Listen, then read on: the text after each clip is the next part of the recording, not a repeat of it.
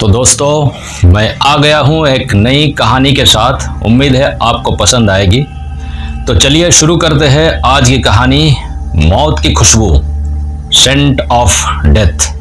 पश्चिमी घाट का वो एकांत गांव, केरल के पश्चिमी घाट की तलहटी में बसा था एक छोटा सा गांव। चारों ओर ऊंचे ऊंचे पहाड़, जिन पर हमेशा धुंध तैरती रहती थी। सुबह की हवा में इलायची और काले मिर्च की खुशबू घुली रहती थी। बारिश यहाँ मेहमान नहीं, स्थायी निवासी थी। मिट्टी गीली रहती, पत्तों पर पानी की बूंदें चमकती और जंगल की गहराइयों में अनजानी आवाजें आती।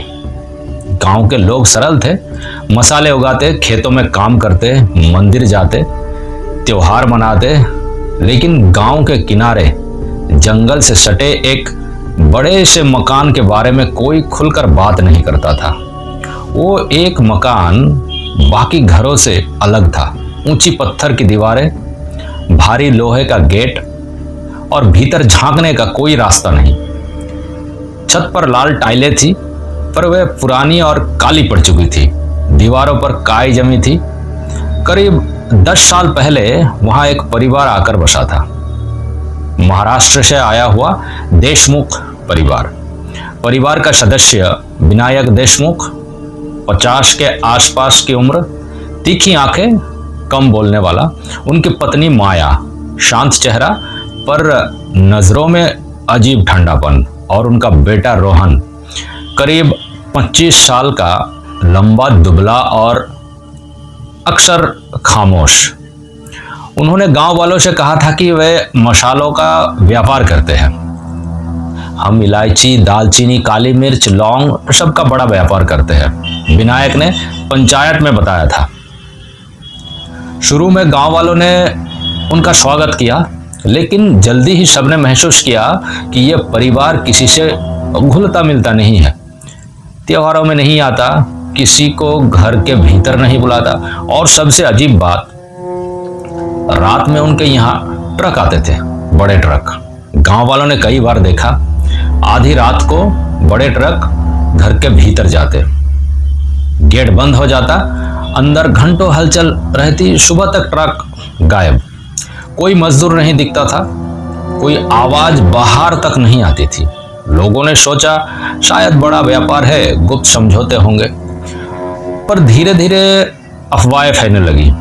एक बुजुर्ग ने कहा, मैंने एक रात देखा था, बोरियों से कुछ टपक रहा था, लाल रंग का। दूसरे ने कहा, तुम्हें भ्रम हुआ होगा।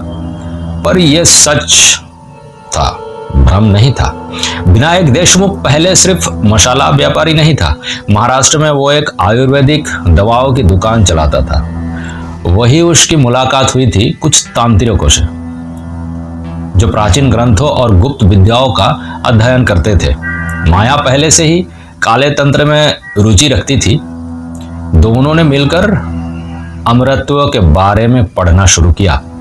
एक पुरानी पांडुलिपि में उन्हें एक विधि मिली। यदि युवा मृत शरीरों की जीवन ऊर्जा को मंत्रों से बांध लिया जाए और उन्हें विशिष्ट जड़ी बूटियों और मसालों से संरक्षित किया जाए, तो साधक मृत्यु को परास्त कर सकता है।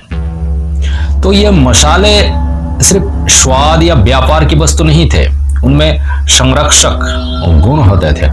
दालचीनी सड़न रोकती है, लौंग में एंटीसेप्टिक गुण होते हैं, कर्पूर दुर्गंध छुपाता है। देशमुख परिवार ने मसालों को ढाल बना लिया। उनके पास देश भर के कब्रिस्तानों का रिकॉर्ड था। वे अखबारों में खबरें देखते। कहाँ किसी युवा की अचानक मृत्यु हुई। उनकी शर्त थी, मृतक की उम्र 18 से 30 साल के बीच हो, मृत्यु अचानक हुई हो और व्यक्ति नेक स्वभाव का हो। क्यों? क्योंकि उनका विश्वास था कि जितनी शुद्ध आत्मा उतनी शक्तिशाली ऊर्जा। वे ट्रक में मसालों की बोरियां भरते, नीचे लकड़ी की बॉक्स छुपे होते। रात में कब्र खोदी जाती, शव निकाला जाता, मसालों में लपेटा जाता और वापस केरल लाया जाता। तहखाने में लकड़ी की लंबी मेजें थी, हर शव को सावधानी से रखा जाता। माया मंत्र पढ़ती, रोहन दीपक जलाता, विनायक विशेष तेल से शरीर पर लेप करता।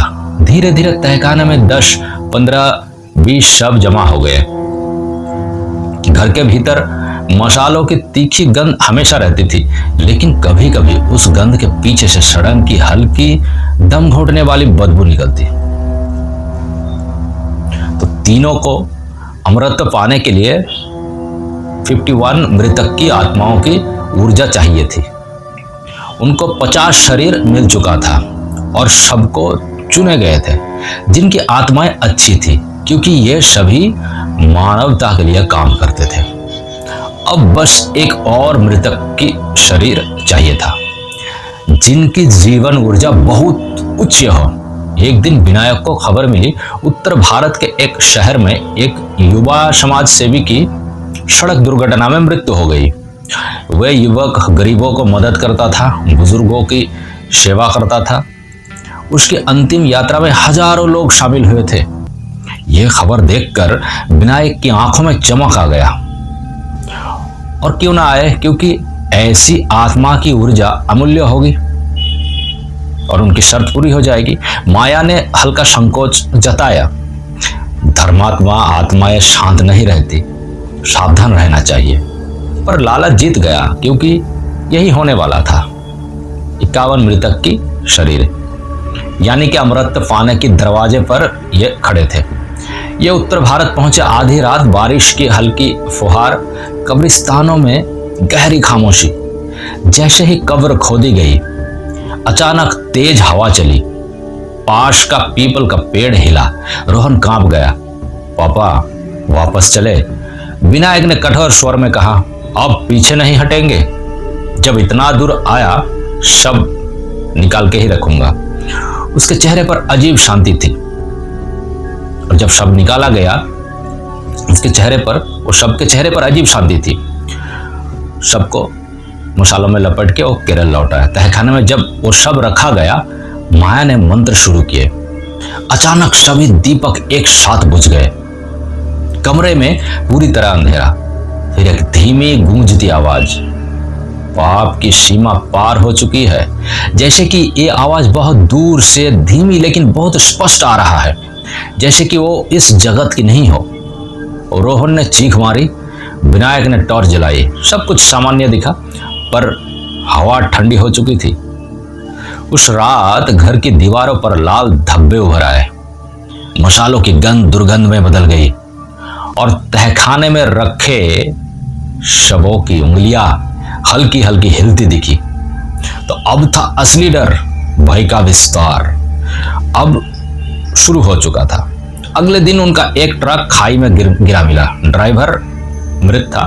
उसकी आंखें फटी हुई थी, जैसे उसने मरने से पहले कुछ असंभव चीज देखा हो। घर में शीशे अपने आप टूटने लगे। रात में फुसफुसाहट, अमरता चाहिए थी, अब अनंत भय मिलेगा। माया ने तंत्र किया, पर हर मंत्र उल्टा पड़ने लगा। वो चाहने से भी मंत्र ठीक नहीं पढ़ सका। तहखाने में रखे शवों की आंखें खुल गई। उनके मुंह से काले धुएं निकलने लगे। धर्मात्मा युवक की आत्मा प्रकट हुई। चेहरे पर शांति, पर आंखों में अग्नि। तुमने मेरी शांति भंग की, अब तुम्हारी आत्माएं कभी शांत नहीं होगी। और वो रात था विनाश का रात। उस रात भीषण तूफान आया, बिजली कड़की, घर की दीवारें कांपी, तहखाने से नीली आग की लपेटें उठी।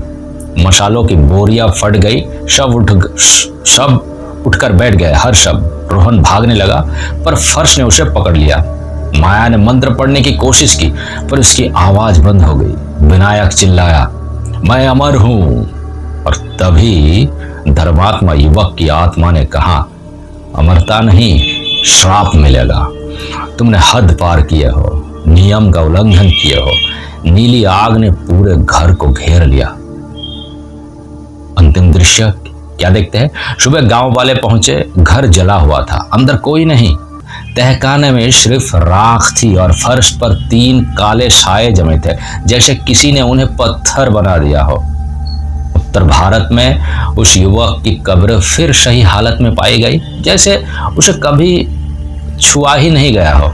लेकिन पश्चिमी घाट के उस गांव में आज भी लोग कहते हैं, जब भी मसालों की खुशबू अचानक सड़ान में बदल जाए, जब रात में हवा के साथ मंत्रों की आवाज आए, तो समझ लेना देशमुख परिवार अमर तो हुआ, पर जीवन में नहीं, अनंत भय में।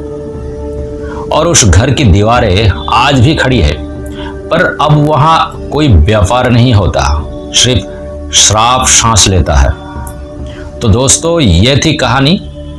अगर आपको ये कहानी पसंद आई हो तो वीडियो को लाइक जरूर करें, अपने दोस्तों के साथ शेयर करें और ऐसे ही दिलचस्प कहानियों के लिए चैनल को सब्सक्राइब करना ना भूलें। आपका एक सब्सक्राइब हमें और बेहतर कहानियाँ लाने की प्रेरणा देता है। आप लोग कमेंट करें और किस टाइप की कहानी सुनना चाहते हो आप लोग, वो कमेंट करके बताइए। तो मिलते हैं अगली कहानी में, तब तक धन्यवाद। जय हिंद, वंदे मातरम।